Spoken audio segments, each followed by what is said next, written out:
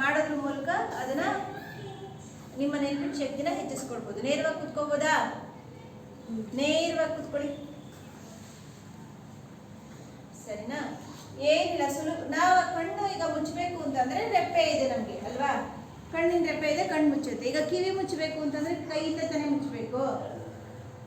ಇನ್ನೊಂದು ಥರ ಟೆಕ್ನಿಕ್ ಇದೆ. ಈ 2 ಬೆರಳನ್ನ ಹಿಂಗೆ ಇಟ್ಕೊಂಡು ನಮ್ಮ ಕಿವಿನ ಹೀಗೆ 1 ಕ್ಲೋಸ್ ಮಾಡಿ, ಮೇಲಿಂದ ಕೆಳಕ್ಕೆ ನೋಡ್ತಾ ಇದ್ದೀರಾ, ಹೀಗೆ ಮೇಲ್ಗಡೆ ತೋರು ಬೆರಳಿದೆ, ಕೆಳಗಡೆ ಹೆಬ್ಬೆರಳಿದೆ, ಕ್ಲೋಸ್ ಮಾಡೋದು. ಅದೇ ಪೊಸಿಷನ್ ಒಂದು 3 ಕೌಂಟ್ ಇರಿ. 1 2 3 ರಿಲೀಸ್.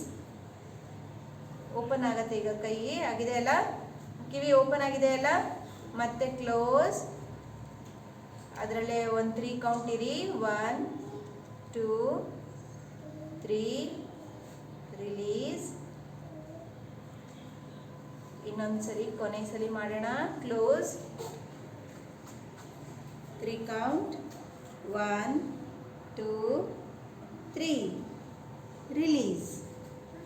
ಕೈ ಕೆಳಗಡೆ ಇಟ್ಕೊಳ್ಳಿ. ಮಕ್ಕಳೇ, ಇವಾಗ ಏನು ಮಾಡಿದ್ವಿ ನಾವು? ಕಿವಿನ ಹೀಗೆ ಕ್ಲೋಸ್ ಮಾಡಿ 3 ಕೌಂಟ್ ಇದ್ವಿ. ಈ ರೀತಿನಲ್ಲಿ ನಿಮ್ಗೆ ಯಾವಾಗ ಸಮಯ ಸಿಗುತ್ತೋ ಆವಾಗ ಮಾಡ್ಬೋದು. ಇದು ನಮ್ಮ ನೆನಪಿನ ಶಕ್ತಿನ ಹೆಚ್ಚು ಮಾಡತ್ತೆ. ಹಿಂದಿನ ಕಾಲದಲ್ಲೆಲ್ಲ ಏನು ಹೇಳ್ತಾ ಇದ್ರು? ಕಿವಿ ಹಿಂಡಿ ಬುದ್ಧಿ ಹೇಳಿ ಅಂತ ಹೇಳ್ತಿದ್ರು, ಹೌದಾ? ಕೇಳಿರಾ ಯಾರು ಹೇಳೋದು ಮನೇಲಿ? ಕಿವಿ ಹಿಂಡಿ ಬುದ್ಧಿ ಹೇಳ್ತಾರೆ. ನಾವು ಚೇಷ್ಟೆ ಮಾಡಿದ್ರೆ ಕಿವಿ ಹಿಂಡಿ ಬುದ್ಧಿ ಹೇಳ್ತಾರೆ. ಯಾಕೆ ಅಂದರೆ ಅವಾಗ ನೇರ ಎಲ್ಲಿಗೆ ಹೋಗುತ್ತೆ? ಬ್ರೈನ್ಗೆ ಹೋಗುತ್ತೆ ಅಂತ. ಆಮೇಲೆ ಸ್ಕೂಲಲ್ಲೂ ಎಲ್ಲ ಏನು ಮಾಡೋರು ಗುರುಗಳು, ಯಾರು ತಪ್ಪು ಮಾಡಿದ್ರೆ ಕಿವಿನ ಹಿಂಡೋರು. ಆಮೇಲಿಂದ ಇನ್ನೊಂದು ಹೇಳ್ಕೊಟ್ಟಿದ್ದೆ ನಿಮಗೆ, ಗಣಪತಿ ನಮಸ್ಕಾರ ಜ್ಞಾಪಕ ಇದೆಯಾ? 21 ಬಾರಿ ಮಾಡ್ತಾ ಇದ್ವಿ ಗಣಪತಿ ನಮಸ್ಕಾರನ. ಒಂದು ವೇಳೆ ನಮಗೆ ಈಗ ಗಣಪತಿ ನಮಸ್ಕಾರ ಮಾಡೋದಕ್ಕಾಗಲ್ಲಪ್ಪ, ಮನೇಲಿ ಸುಮ್ಮನೆ ಕೂತಿದ್ವಿ, ಅವಾಗ ಏನು ಮಾಡ್ಬೋದು? ಅಟ್ಲೀಸ್ಟ್ ಈ ರೀತಿ ರೈಟ್ ಹ್ಯಾಂಡಿಂದ ಲೆಫ್ಟ್ ಇಯರ್, ಲೆಫ್ಟ್ ಹ್ಯಾಂಡಿಂದ ರೈಟ್ ಇಯರ್ನ ಇಟ್ಕೊಂಡು ಜಸ್ಟ್ ಕೆಳಗಡೆಗೆ ಪುಷ್ ಮಾಡೋದು, ಪುಲ್ ಮಾಡೋದು, ಎಳಿಯೋದು, ಕೆಳಗಡೆ ಎಳ್ಕೊಡೋದು, ಬಿಟ್ಬಿಡೋದು, ಮತ್ತೆ ಎಳೀರಿ ಬಿಟ್ಬಿಡಿ, ಎಳೀರಿ ಬಿಟ್ಬಿಡಿ, ಸ್ಮೂತಾಗಿ. ಓಕೆ, ಅದೊಂದು 5 ಟೈಮ್ಸ್ ಮಾಡ್ಕೋಬೋದು. ಕಿವಿನ ನೀವು ಈ ರೀತಿನಲ್ಲಿ ಮಾಡುವಂಥದ್ದು. ಆಮೇಲೆ ಯಾರು ನನಗೆ ತೋರ್ಸೋಕ್ಕಾಗತ್ತಾ? ಸ್ಕೂಲ್ನಲ್ಲಿ ಪನಿಷ್ಮೆಂಟ್ ಕೊಡ್ತಾರಲ್ವ, ಮುರುಘಾ ಮಾಡಿಸ್ತಾರಲ್ಲ, ಯಾರು ಮಾಡಿ ತೋರಿಸ್ತೀರಾ? ಹೇಗೆ ಮಾಡ್ತಾರೆ? ಅಲ್ಲಿ ಮಾಡ್ತೀಯಾರೆ ಅನ್ನಕ್ಕೆ ಹಾಗೆ ಮಾಡಿ. ಏನು ಮಾಡಿಯಾನೆ? ಕಿವಿ ಇಟ್ಕೊಂಡಿಯಾನೆ ಅಲ್ವಾ, ಅದನ್ನ ಮುರುಘಾ ಮಾಡೋದು ಅಂತ ಹೇಳ್ತಾರೆ. ಕುಕ್ಕುಡು ಆಸನ ಅಂತನೂ ಅಂತಾರೆ. ಅದು ಕೂಡ ಅಲ್ಲಿ ಸುಮಾರು ಜನಕ್ಕೆ ಗೊತ್ತಿದೆ ಅಲ್ವಾ. ಇದು ಕೂಡ ಕುಕ್ಕುಡು ಅಂತನೂ ಅಂತಾರೆ, ಮುರುಘಾ ಅಂತನೂ ಅಂತಾರೆ. ಈ ರೀತಿ ಮಾಡೋದ್ರಿಂದನೂ ಕೂಡ ಏನಾಗುತ್ತೆ? ನೆನಪಿನ ಶಕ್ತಿ ಹೆಚ್ಚಾಗುತ್ತೆ. ಅದಕ್ಕೋಸ್ಕರನೇ ನಮ್ಮ ಹಿಂದಿನ ಕಾಲದಲ್ಲಿ ಈ ಥರ ಪನಿಷ್ಮೆಂಟ್ಗಳನ್ನ ಕೊಡ್ತಾ ಇದ್ರು. ಶಿಕ್ಷೆ ಅಂತ. ಆದರೆ ಶಿಕ್ಷೆ ಅಲ್ಲ ಅದು. ಏನದು?